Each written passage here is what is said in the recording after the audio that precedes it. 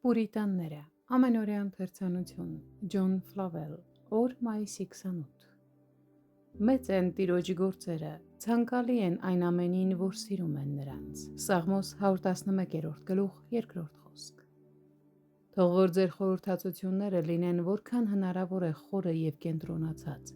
թույլ մի տվեք, որ ձեր մտքերը ջրի մակերևույթի վրա լողացող փետուրների պես լինեն, այլ թող դրանք կապարի պես սուզվեն մինչև խորքերը, Քո ճանապարհը ծովումն էր և քո շավիղները շատ ջրերի մեջ, և քո հետքերը չհայտնվեցան, Սաղմոս 77-րդ գլուխ 19-րդ խոսք Բայց մեր պարտքն է սուզվել այնքան, որքան կարող ենք և հիանալ այդ խորությամբ, երբ նույնիսկ չենք կարողանում հասնել հատակին։ Նախախնամության մեր ընկալումը նման է եղեի ծառայի ընկալմանը, երբ նա անձրև էր սպասում, նա մեկ անգամ դուրս եկավ և նայեց երկնքին, բայց ոչինչ չտեսավ, սակայն մարգարեն ասաց նրան նորից ու նորից գնալ և 7 անգամ վեր նայել,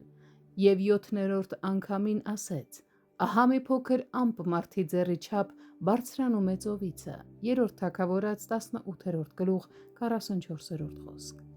Շատ քիչ ժամանակ անց ամբողջ երկինքը ծածկվեց ամպերով։ Այսպիսով դուք էլ կարող եք կրկին ու կրկին նայել նախախնամության որոշ դրսևորումների և դրանցում քիչ բան կամ ոչինչ չտեսնել, բայց նայեք դրանց 7 անգամ, այսինքն հաճախ մտածեք դրանց մասին, և դուք կտեսնեք, թե ինչպես է նրանց փառքը մեծանում, ինչպես որ անձրևի ամպն էր գնալով մեծանում երկնքում։